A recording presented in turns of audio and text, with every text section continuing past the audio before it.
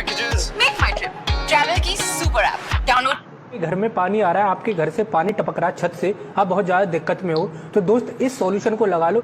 दोस्तों क्या हुआ जब सपा की नई नवेली प्रवक्ता को गरिमा सिंह ने उठा के पटका। दोस्तों कई बार आपने देखा होगा कि सपा के जो प्रवक्ता होते हैं वो डिबेट में किस तरह से बर्ताव करते हैं। 2024 के इलेक्शन में थोड़ी सीटें ज्यादा क्या आ गई, ये लोग तो ये समझ रहे हैं कि अखिलेश यादव ही पूरी दुनिया का प्रेसिडेंट बन गए। खैर अभी 2027 में जिस तरह से इलेक्शन होगा सबको पता है कौन जीतने वाला है। वैसे तो अनुराग भदौरिया जैसे सपा का प्रवक्ताओं की बेइज्जती वीडियो आपने बहुत देखी होंगी, लेकिन आज आप देखें कि सपा की महिला प्रवक्ता भी कम नहीं है, वो भी किस तरह से चिल्लाती हैं।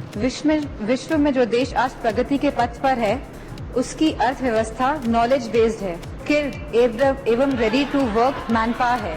उत्तर प्रदेश हुनरमंदों का प्रदेश है, हम सभी जानते हैं। मेड इन इंडिया का भी हमारा ये सपना तभी सफल हो पाएगा यदि किसी योजना में वह धनराशि अनुमन्य नहीं है। जो पूर्व की आईटीआई थी उनमें भी विस्तार किया गया है। राज्य सरकार द्वारा स्थापित उत्तर प्रदेश कौशल विकास मिशन कुशल भारत। मुलायम सिंह यादव के बाद अखिलेश यादव ही आए ना।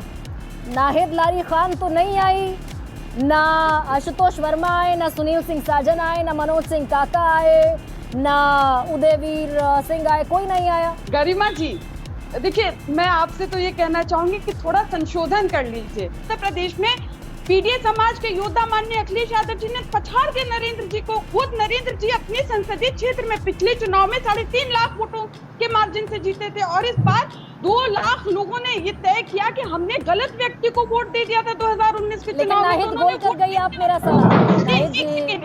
नहीं सुनिए, एक सेकंड रुकिए, इम्पोर्टेंट बात है। प्रधानभमंत्री मोदी के लिए मैं प्रदीप से सवाल पूछ लूंगी। मुझे तो ये बता दीजिए भाई कि मुलायम सिंह यादव के बाद अखिलेश यादव को ही मौका मिला, भले ही जितनी सिर फुटबल हो गई हो, पार्टी सिंबल हो गई हो, बट आए तो अखिलेश यादव, प्रतीक यादव से लेकर अपर्णा यादव से लेकर मैनपुरी से कौन चुनाव लड़ा? डिम्पल यादव चुनाव लड़ी ना, शिवपाल यादव चुनाव नहीं लड़ पाए ना। ठीक, मैं इन सब बातों का जवाब दूंगी आपके, लेकिन मैं इम्पोर्टेंट जो बात कर रही हूँ वो समझिए।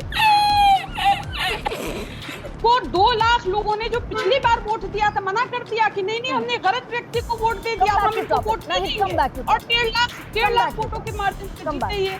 आइए वापस मुद्दे पर आइए। तो उसमें फैमिली ट्री नाहिद, इस पर भी आ जाइए भाई। आपने लोकसभा चुनाव में 5 अपने परिवार के लोगों को टिकट दिया, जितने यादव सब परिवार के।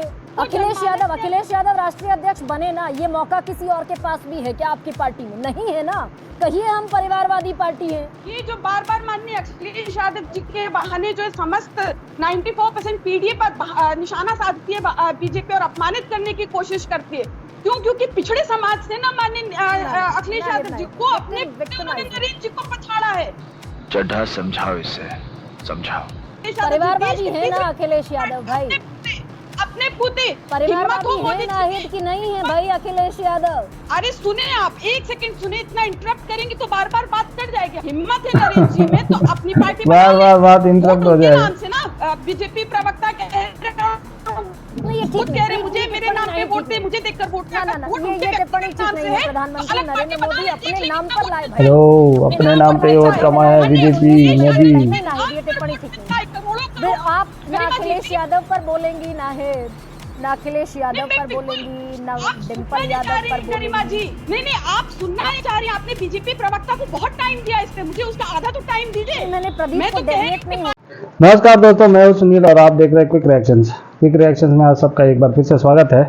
आज का वीडियो होगा बिहार में थोड़े 1 या 2 महीने में मेरे ख्याल से इलेक्शंस होने वाले हैं, तो उसी के हवाले से सपा के न्यूज क्या बोलते हैं स्पोक्स पर्सन का धज्जिया उड़ाया जा रहा है। चलिए कैसे इनका धज्जिया उड़ाया जा रहा है अजय आलोक के द्वारा, और गरिमा सिंह जो कि है फेमस न्यूज़ रिपोर्टर, वो भी मिल गई इनके साथ, और बीजेपी और सपा प्रवक्ताओं की धज्जिया उड़ जा रहा है। चलिए देखते हैं कैसा लगा आप सब लोग को ये वाला वीडियो। अच्छा लगा तो प्लीज़ लाइक शेयर और सब्सक्राइब कीजिए। जो भी आपके मन में थॉट्स हो कमेंट्स में बता के जाइए। धन्यवाद। चलिए वीडियो देखते हैं।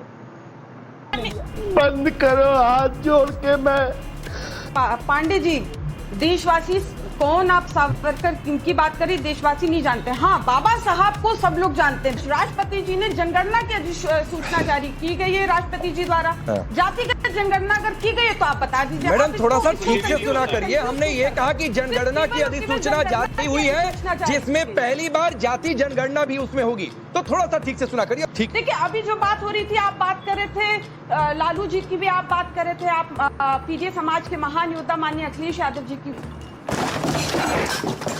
ना तो बिहार में जब आरजेडी की सरकार थी तब जाति गणना हो गई, ना तो यूपी में जब अखिलेश यादव जी या फिर मुलायम सिंह यादव जी की सरकार रही हो तब जाति जनगणना हो गई हो।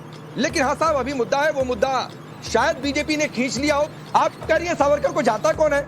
आप इस देश में एक स्वतंत्रता सेनानी को ना जानने की बात करें और फिर आप कहें कि जानता कौन है, तो मैडम ये सवाल उठेगा कि आप वोट बैंक की पॉलिटिक्स कर रही हैं। सावरकर का विरोध इसलिए क्योंकि हिंदुत्ववादी इमेज है। राकेश जी, हिंदी में कहावत है कि भैंस के आगे बीन नहीं बजाया जाता। भैंस के आगे बीन नहीं, ये भी भैंस की तरह ही लग रही है। तीनों आदमी आपके डिबेट में बैठे हुए, तीनों आदमी एक बार भी खेत जताने से मना कर दिया कि बाबा साहब का अपमान होता रहे, कोई फर्क नहीं पड़ता। ये समाजवादियों की फौज कब परिवारवादी बन गई कांग्रेस से प्रेरणा लेके, ये देश भी नहीं समझ पाया। और दूसरा बात कि कांग्रेस सिखाएगी, कांग्रेस को अधिकार है सिखाने का। एक तरफ इनके बातों में कितनी कॉन्ट्रडिक्शन है। अभी अश्विनी जी बोलते बोलते बोल गए कि हम सूडो सेकुलर हैं, नहीं हम कम्युनल पार्टी हैं। और जब हम कम्युनल पार्टी हैं और साथ में हम सामाजिक न्याय का ख्याल नहीं रखते। जब हम कम्युनल पार्टी अगर हैं तो हम हिंदूवादी पार्टी हैं, और जब हम हिंदूवादी पार्टी हैं तो फिर सामाजिक न्याय हिंदूवादी कहाँ से आ गया? नाहिद खान बोल रही थी पिछड़े दलित ओरिजिनल है यहाँ पे, मुसलमान कौन से हैं यहाँ के? अजय जी, ये गंभीर आरोप है। वो कह रहे हैं कि आप लोग जिन जैसे लोगों को टिकट दे रहे हैं। नहीं, तीसरा एजेंडा ठीक है, बताइए तीसरा एजेंडा क्या है? हाँ बताइए। तीसरा एजेंडा ये है कि जो जितना भ्रष्टाचारी, जो जितना बड़ा भ्रष्टाचारी, वो उतना बड़ा भाजपा नेता। देखिए, हमारे एमएलए को सजा हुई, उनकी सदस्यता जाएगी। हमने उन्हें पार्टी से निष्कासित कर दिया है और उनकी विधानसभा से सदस्यता भी जाएगी। अभिषेक जी को स्क्रीन पर रखिए। क्योंकि इस तरह के आचरण को हम कतई बर्दाश्त नहीं करते हैं। टिकट इसलिए मिला क्योंकि उनका मुकदमा कोर्ट में विचाराधीन था, तब तक वो दोषी साबित नहीं हुए थे। नंबर एक, दोषी साबित हुए हुए व्यक्ति को अपने गले में लगाना, अपने बगल में बैठाना, अपना नेता मानना, ये आपकी पार्टी का काम है। फॉर एग्जाम्पल लालू प्रसाद यादव, मुलायम सिंह यादव खुलेआम कहते थे लड़कों से तो गलती हो जाती है। क्या मतलब, उनको फांसी पे चढ़ाते हैं? जहां पे आपके अभी के नेता अखिलेश यादव महिला पत्रकार से कहते हैं आपका नहीं ना हुआ है, कृपया समाजवादी पार्टी ज्ञान मत दे। नंबर एक, शर्मणी त्रिपाठी साहब, नाहिद लारी खान साहब, इन्होंने कहा, अभी उनको आपने सुना, कह रहे हैं कि जज साहब भी असुरक्षित महसूस कर रहे हैं, और भी इन्होंने तमाम बातें कही। तो अब जो ये पूरी स्थिति, जो पूरा मामला जिस तरह से आगे बढ़ रहा है, मायावती का भी आज बयान आया, अखिलेश यादव ने साफ तौर पर कहा कि आप लोगों का प्रोपेगेंडा। अब आपने नाहिद लारी खान को भी सुना। अरे जज साहब किससे असुरक्षित महसूस कर रहे हैं ये भी तो बता देती।